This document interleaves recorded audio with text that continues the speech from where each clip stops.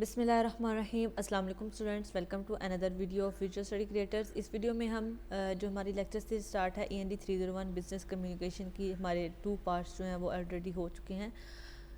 तो आज हम देखेंगे पार्ट नंबर 3 में लेसन नंबर 11 से लेसन नंबर 15 तक के इम्पोर्टेंट क्वेश्चंस और इम्पोर्टेंट MCQs। ठीक है, उसके बाद आप लोगों ने अभी तक अगर जो लास्ट 2 वीडियोस हैं अगर नहीं देखी तो उसका लिंक आपको डिस्क्रिप्शन में मिल जाएगा, आप लोग वहां से देख सकते हैं। वीडियो शुरू करने से पहले अगर आप लोग चैनल पे नए हैं तो चैनल को सब्सक्राइब करें, बेल के आइकन पर क्लिक करें ताकि नेक्स्ट वीडियोस का नोटिफिकेशन आप तक पहुंचता रहे। तो चलिए स्टार्ट करते हैं आज की इस वीडियो को। लेसन नंबर 11 से लेसन नंबर 15 तक के इम्पोर्टेंट क्वेश्चन हम इस वीडियो में देखेंगे। तो लेसन नंबर 11 में जो हमारे पास है वो है show audience benefits on interest. आप लोगों के जो इस तरह से मैंने मार्क किया हुआ है, ये आप लोगों का रीडिंग मटेरियल है। यहाँ पे इसमें से आपके MCQs बनेंगे। ठीक है, तो आप लोगों ने इसको अच्छे से रीड कर लेना है। ठीक है, एम्फिसाइज पॉजिटिव प्लीजेंट फैक्ट्स, ये आप लोगों का MCQs है। नेगेटिव एंड प्लीजेंट कैसे किस तरह से होता है। It is impossible to open an account for you today. ठीक है, अगर ये होगा तो ये अगर ये होगा तो ये आपका नेगेटिव इन अनप्लीजेंट होगा। ठीक है, नेगेटिव आप लोगों का मैसेज होगा। पॉजिटिव के लिए ये आप लोगों का ये आएगा। ठीक है, as soon as your signature card is us we gladly open it. इस तरह से अगर कोई वर्ड्स होंगे तो वो आपके पॉजिटिव प्लीजेंट में आएंगे। ठीक है, उसके बाद है यहाँ पे कंप्लीटनेस। ठीक है, इस कंप्लीटनेस की आपने लोगों ने शॉर्ट जो है ना इसकी डेफिनेशन कर लेनी है और उसके बाद इसके जो फॉलोइंग जो गाइडलाइंस हैं, ठीक है, ये आप लोगों ने गाइडलाइंस जो हैं वो याद कर लेनी है। ठीक है, उसके बाद ये जो गाइडलाइंस हैं उनको फर्दर उन्होंने डिटेल में जो है ना वो बताया गया है, आप लोग इसको देख लें। वीडियो लेंथी होने की वजह से जो स्टूडेंट्स हैं वो उसको देखते नहीं हैं और इतना जो हम मेहनत करते हैं आप लोगों के लिए वो भी ज़ाया जाती है, इसलिए आप लोगों ने इसको देख लेना। यहाँ पे मैं समझा नहीं रही, सिर्फ आप लोगों को इम्पोर्टेंट पॉइंट जो है वो बताई जा रही हूँ। यहाँ पे कंक्रीटनेस जो है वो यहाँ पे आप लोगों ने इसकी डेफिनेशन करनी है। जो ब्लू मार्क में है ये आप लोगों के MCQs के लिए जो है ना वो हाईलाइट किए हैं। ठीक है, उसके बाद यहाँ पे बैक और क्लियर की आप लोगों ने ये देख लेनी है। ये आपके MCQs में भी आ सकता है और शॉर्ट क्वेश्चन में भी पूछा जा सकता है।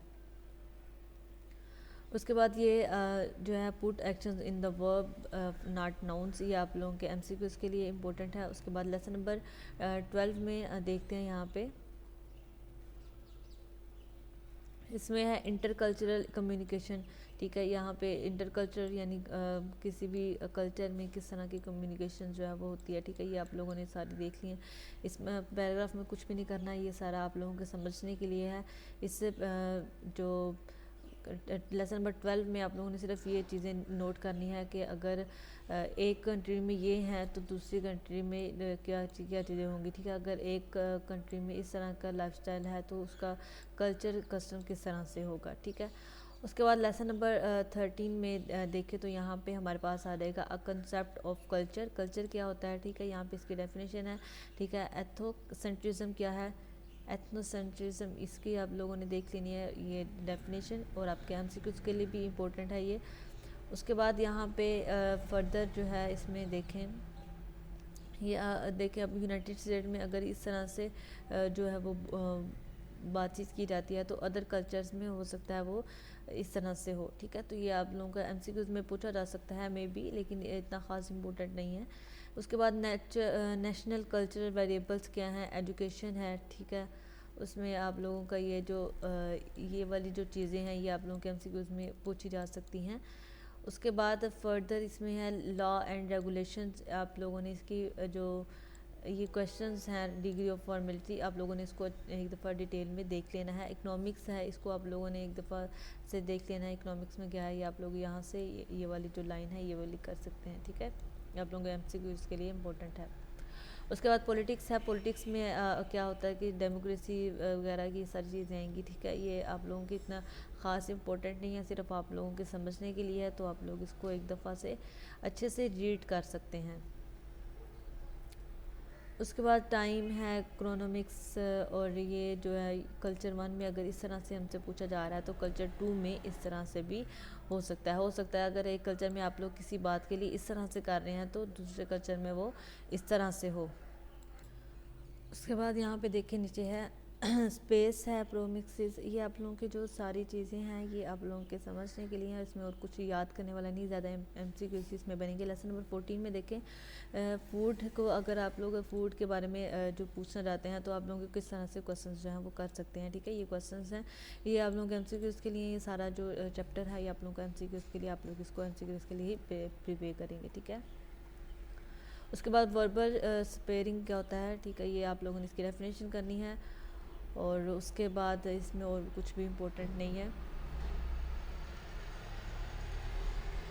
यहाँ पे ये आप लोगों का MCQs हैं, ये है आप लोगों का शॉर्ट या लॉन्ग क्वेश्चन जो है वो बन सकता है। 5 प्लानिंग स्टेप्स जो हैं वो एक इफ़ेक्टिव बिजनेस मैसेज जो है वो बनाने के लिए 5 प्लानिंग स्टेप्स कौन कौन से हो सकते हैं, ठीक है।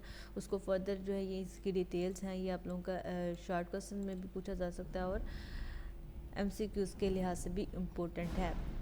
उसके बाद लेसन नंबर 15 में देखें तो लेसन नंबर 15 में हम जो है इसमें collect all the facts to back up the ideas, ठीक है। आप लोगों ने आइडियाज़ प्रोवाइड करने के लिए सब सारे जो फैक्ट्स हैं वो देखने हैं। ये जो आप लोगों ने ये जो चीज़ें हैं ये श्योर करनी है कि ये हमारी इंफॉर्मेशन एक्यूरेट हो, एथिकल हो, ठीक है, पर्टिनेंट हो और अप्रोप्रिएट हमारा चैनल हो। उसके बाद आउटलाइन ऑर्गेनाइज योर मैसेज, हमारा मैसेज जो है वो किस तरह से ऑर्गेनाइज होना चाहिए ये भी इसमें देखेंगे।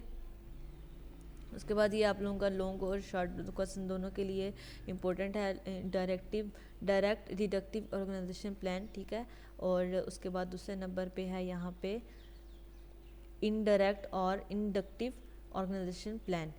तो ये आप लोगों के शॉर्ट या लॉन्ग दोनों लिहाज से इम्पोर्टेंट है आपके MCQs के लिए भी। परसुएसिव रिक्वेस्ट प्लान ये भी आप लोगों के शॉर्ट क्वेश्चन के लिए भी इम्पोर्टेंट है और MCQs के लिए भी। और ये भी आप लोगों से पूछे जा सकते हैं कि AIDA स्टैंड्स फॉर, तो ये 4 थिंग्स हैं जिसके ऊपर ये स्टैंड्स करता है। Attention, interest, desire and action.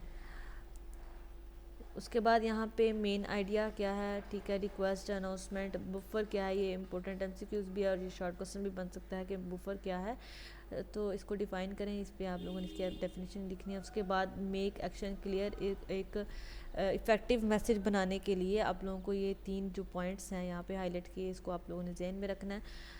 तो यहीं तक था आज का जो लेसन 15 और उम्मीद है आप लोगों को ये वीडियो पसंद आई। वीडियो पसंद आई तो लाइक कीजिएगा। अगर आप लोगों को कोई भी कंफ्यूजन है तो आप लोग कमेंट बॉक्स में पूछ सकते हैं, ताकि नेक्स्ट वीडियोस जो हैं वो आप लोगों के लिए इससे भी ज़्यादा हेल्पफुल साबित हो जाएं। मिलते हैं नेक्स्ट वीडियो में नेक्स्ट टॉपिक के साथ, तब तक के लिए अल्लाह हाफिज़।